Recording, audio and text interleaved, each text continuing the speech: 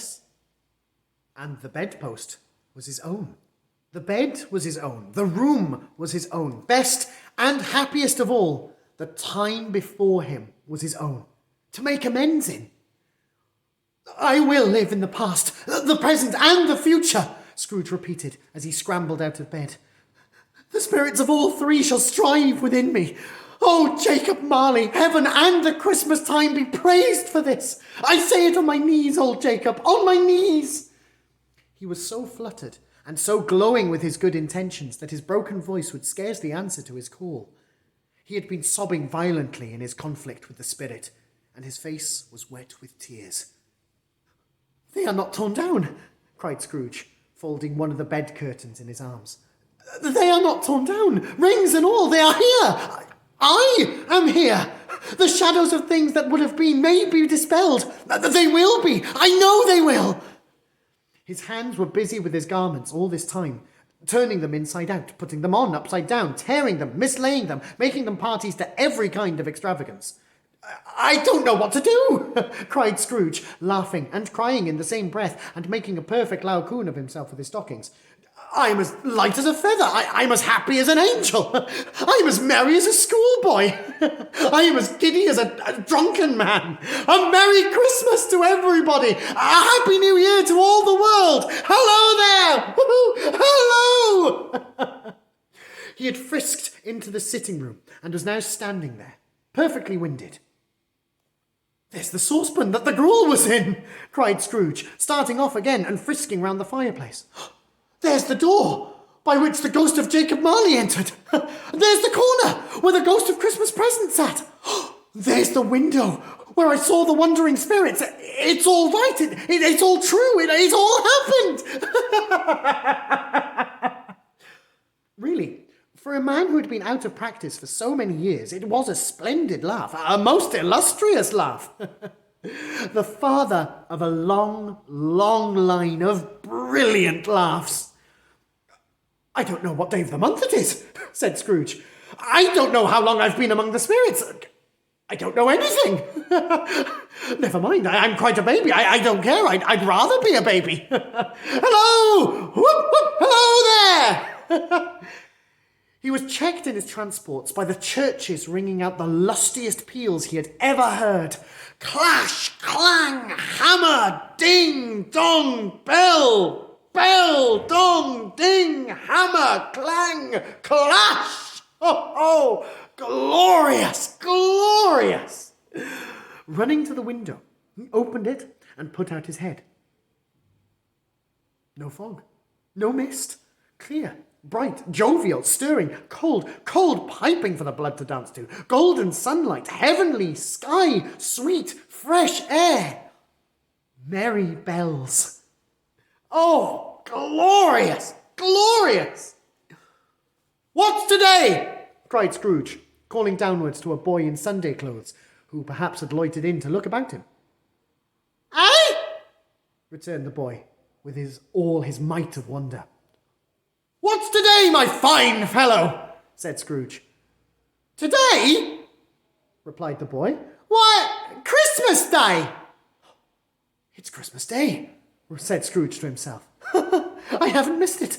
The spirits have done it all in one night. They can do anything they like. Of course they can. Of course they can. Hello, my fine fellow. Hello, returned the boy.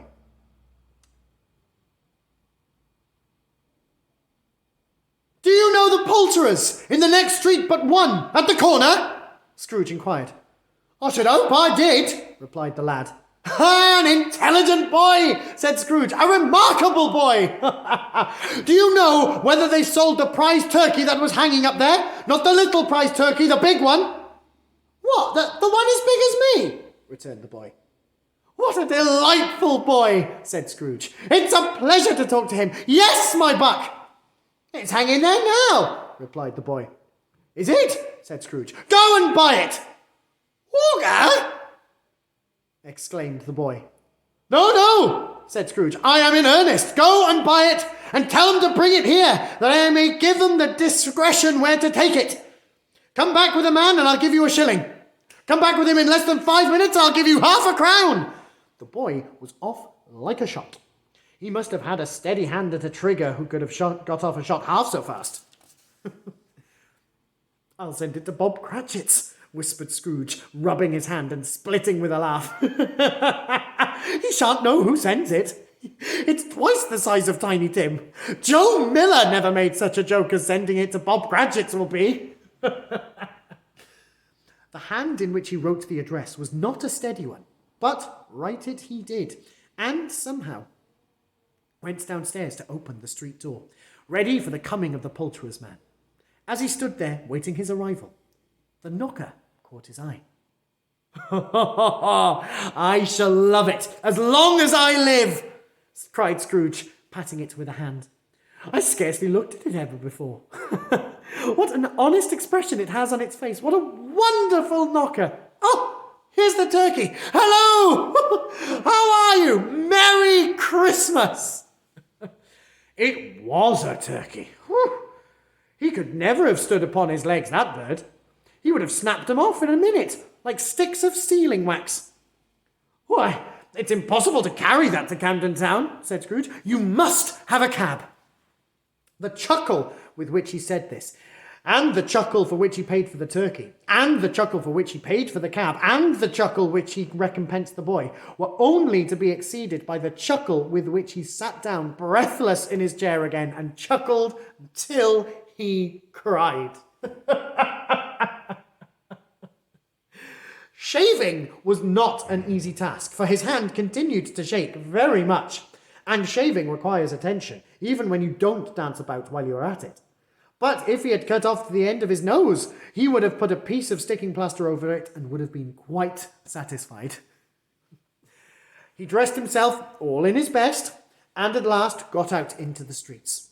The people by this time were pouring forth, as he had seen them with the ghost of Christmas present. And, walking with his hands behind him, Scrooge regarded everyone with a delighted smile. He looked so irresistibly pleasant, in a word, that 3 or 4 good-humoured fellows said, "Good morning, sir, and a Merry Christmas to you!" And Scrooge said often afterwards that of all the blithe sounds he had ever heard, those were the blithest in his ears. He had not gone far when, coming on towards him, he beheld the portly gentleman who had walked into his counting-house the day before and said, "Scrooge and Marley's, I believe." It sent a pang across his heart to think how this old gentleman would look upon him when they met. But he knew what path lay straight before him, and he took it. "My dear sir," said Scrooge, quickening his pace and taking the old gentleman by both his hands. "How do you do? I hope you succeeded yesterday. It was very kind of you. A Merry Christmas to you, sir." "Mr. Scrooge?" "Yes," said Scrooge. "That is my name, and I fear it may not be pleasant to you. Allow me to ask for your pardon. And will you have the goodness—" Here Scrooge whispered in his ear. "Lord bless me!" cried the gentleman, as if his breath were gone. "My dear Mr. Scrooge, are you serious?" "If you please," said Scrooge. "Not a farthing less. A great many back payments are included in it, I assure you. Will you do me that favour?" "My dear sir," said the other, shaking hands with him, I don't know what to say to such munificence." "Don't say anything, please," retorted Scrooge. "Come and see me. Will you come and see me?" "I will," cried the old gentleman, and it was clear that he meant to do it. "Thank ye," said Scrooge. "I am much obliged to you. I thank you 50 times. Bless you." He went to church and walked about the streets and watched the people hurrying to and fro and patted children on the head and questioned beggars and looked down into the kitchens of houses and up to the windows and found that everything could yield him pleasure. He had never dreamed that any walk, that anything could give him so much happiness. In the afternoon, he turned his steps towards his nephew's house.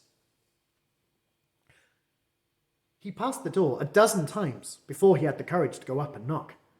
But he made a dash and did it. "Is your master home, my dear?" said Scrooge to the girl. "Nice girl." "Very." "Yes, sir." Where is he, my love? Said Scrooge. He's in the dining room, sir, along with mistress. I'll show you upstairs, if you please. Oh, thank you, he knows me, said Scrooge, with his hand already on the dining room lock. I'll go in here, my dear. He turned it gently and sidled his face in, round the door. They were looking at the table, which was spread out in great array, for those young housekeepers are always nervous on such points and like to see that everything is right. Fred, said Scrooge. Dear heart alive, how his niece by marriage started. Scrooge had forgotten for the moment about her sitting in the corner with the footstool, or he wouldn't have done it on any account. Why, bless my soul, cried Fred. Who's that? It's I, your uncle, Scrooge. I have come to dinner. Will you let me in, Fred? Let him in? It is a mercy he didn't shake his arm off. He was home in 5 minutes. Nothing could be heartier. His niece looked just the same. So did Topper when he came. So did the plump sister when she came.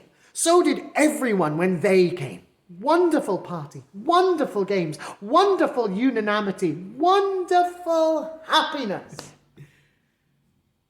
But he was early at the office next morning. Oh, he was early there. If he could only be there first and catch Bob Cratchit coming in late. That was the thing he had set his heart upon. And he did it. Oh, yes, he did. The clock struck 9. No Bob. 1:15. No Bob. He was a full 18 minutes and a half behind his time. Scrooge sat with his door wide open, that he might see him come into the tank. His hat was off before he opened the door, his comforter too. He was on his stool in a jiffy, driving away with his pen as if he were trying to overtake 9 o'clock.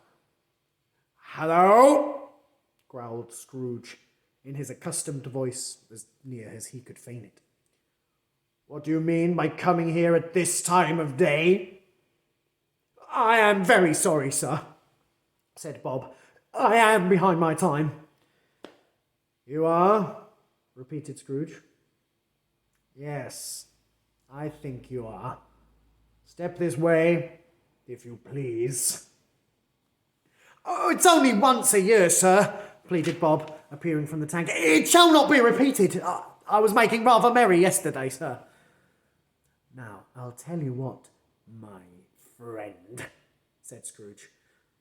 I am not going to stand this sort of thing any longer, and therefore, he continued, leaping from his stool and giving Bob such a dig in the waistcoat that he staggered back into the tank again, and therefore I am about to raise your salary. Bob trembled and got a little nearer to the ruler. He had a momentary idea of knocking Scrooge down with it, holding him and calling for people in the court for help and a straight waistcoat. A Merry Christmas, Bob, said Scrooge, with an earnestness that could not be mistaken, as he clapped him on the back.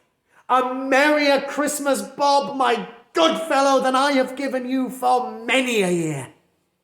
I'll raise your salary and endeavour to assist your struggling family, and we will discuss your affairs this very afternoon over a Christmas bowl of smoking, Bishop Bob.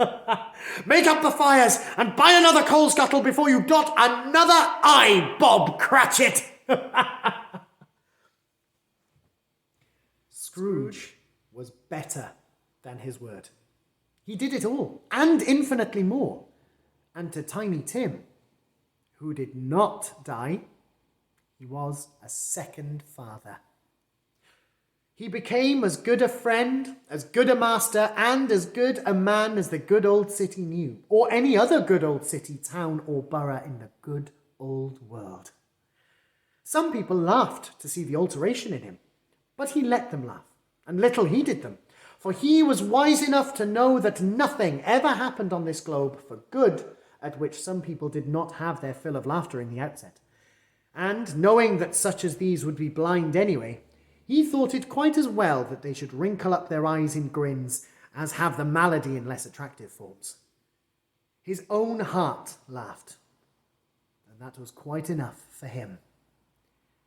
He had no further intercourse with spirits, but lived upon the total abstinence principle ever afterwards.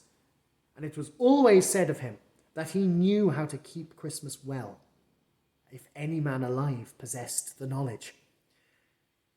May that truly be said of us, and all of us. And so, as Tiny Tim observed, God bless us, everyone.